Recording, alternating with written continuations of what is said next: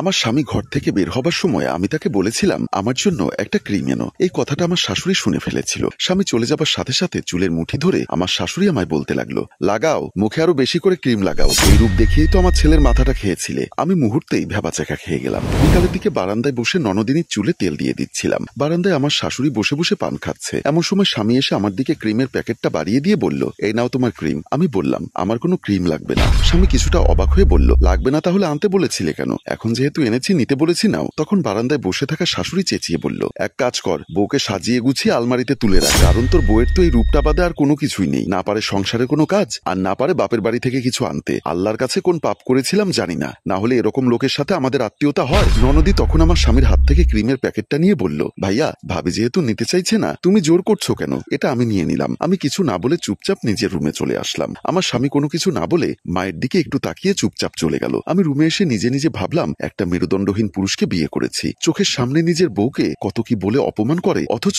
কিছু বলার সাহস নেই। আমার শাশুড়িরটা না হয় মেনে নিলাম, কিন্তু আমার স্বামী, তার এই অবহেলা আমি মানতে পারছি না। কিছুক্ষণ পর আমার শাশুড়ির ভাইপো আসলো। আমার শাশুড়ি তাকে ন্যাকামো কান্না করে বলল, আমি মনের আশা ফুরাইতে পারি নাই। ভাইপো বলল, কেন ফুপি, কি হয়েছে? আমার ছেলেটাকে কি এমন ছোট ঘরে বিয়ে করেছি? নিতান্তই গরিব, দিনে আনে দিনে খায়। কত বড় বড় ঘর থেকে আমার ছেলের বিয়ের সম্বন্ধ এসেছিল, আমার ছেলে বিয়ে করলো না। শেষে এই রূপ দেখিয়ে কাইসার বদ্দর থেকে তাবিজ করে আধা পাগল বানিয়ে ফেলেছে। তারপর আমার ছেলেকে বিয়ে করলো। কিছুদিন পরে আমার ননদির বিয়ে ঠিক হয়েছে। কয়েকদিন ধরে শাশুড়ি আমায় খুব চাপ দিচ্ছে আমি যেন আমার বাবার কাছ থেকে 1 লক্ষ টাকা এনে দেই ওনার মেয়ের বিয়ের জন্য। আমি যখন আমার স্বামীকে বিষয়টা বললাম, তখন আমার স্বামী হানা কিছু বলেনি, শুধু চুপচাপ শুনেছে। তাই বাধ্য হয়েই বাবাকে ফোনে টাকার কথাটা বললাম। পরদিন বাবা ঠিকই 1 লক্ষ টাকা নিয়ে এসে আমার হাতে দিয়েছিল, আর আমার মাথায় হাত বুলাতে বুলাতে বলেছিল, তুই চিন্তা করিস না মা, আমি আছি তো। আমি বুঝতে পারছিলাম টাকাটা জোগাড় করতে গরিব বাবার খুব কষ্ট হয়েছে। আমারও তো কিছু করার নেই, নীরবে চোখের জল ফেলা বাদে ওয়াশরুমে কাপড় ধুচ্ছিলাম। তখন শাশুড়ি আমার কাছে এসে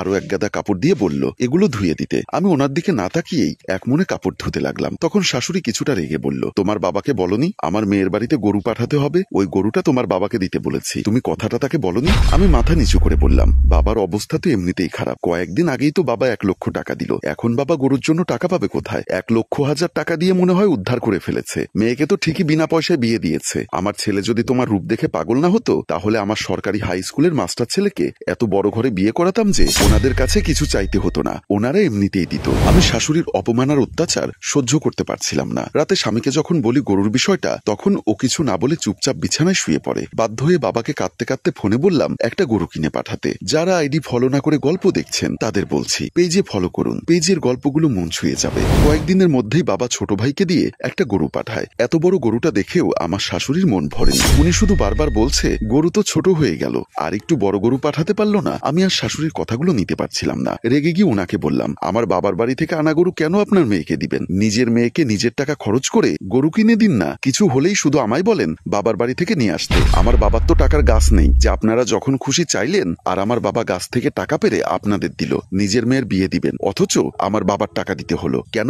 নিজের মেয়ের বিয়ে নিজের টাকায় দিন না, ছোট লোকের মতো আমার বাবার থেকে কেন আনতে চান? শাশুড়িকে যখনই কথাগুলো বলছিলাম, তখন আমার স্বামী তড়িঘড়ি করে এসে আমায় বলল, কি সব যাতা বলছো মাকে? বাদ দাও না দয়া করে, একটু মানিয়ে নাও না কষ্ট করে। তারপর শাশুড়িকে বলল, ওকে মাফ করে দাও, ওর ভুল হয়ে গেছে। আমি রাগী গলায় আমার স্বামীকেও বললাম, আমি আর একদিনও মানিয়ে সংসার করতে পারবো না। স্কুলে তো ছেলে মেয়েদের শিক্ষা দেন অন্যায়ের প্রতিবাদ করতে, যৌতুককে না বলতে, অথচ নিজে ছোট লোকের মতো শ্বশুরবাড়ির জিনিস আশা করেন। আপনার মতো মেরুদণ্ডহীন মানুষের সাথে একদিনও সংসার করতে পারবো না। আমি সেদিনই শ্বশুরবাড়ি থেকে রাগে বাপের বাড়ি চলে আসি। বাবা আমার মুখ থেকে সবটা শুনে আমায় বলল, জামাইকে শুধু শুধু ভুল বুঝিস না। আমি যে তোকে 1 লক্ষ টাকা দিয়েছি কিংবা গরু কিনে পাঠিয়েছি, ওইগুলো কিন্তু কোনোটাই আমার নিজের টাকায় কিনা না, সব জামাই আমায় দিয়েছে। জামাই আমায় বলেছিল আমি যেন এই কথাটা তোকে না বলি, তাই এতদিন বলিনি। তুই বিশ্বাস কর মা, আমি যা যা তোর শ্বশুর বাড়িতে দিয়েছি সেগুলো একটাও আমার নিজের না, সব জামাইয়ের। আমি শুধু তোদের বাসায় পৌঁছে দিয়েছি, এই যা। শুধু শুধু নিজের এত ভালো স্বামীটাকে ভুল বুঝিস না। তারপরও যখন চলে এসেছিস, একটা দিন থেকে কালকে চলে যাস। কথাগুলো বলে বাবা চলে গেল। আমার নিজের ভুলের জন্য খুব খারাপ লাগছিল।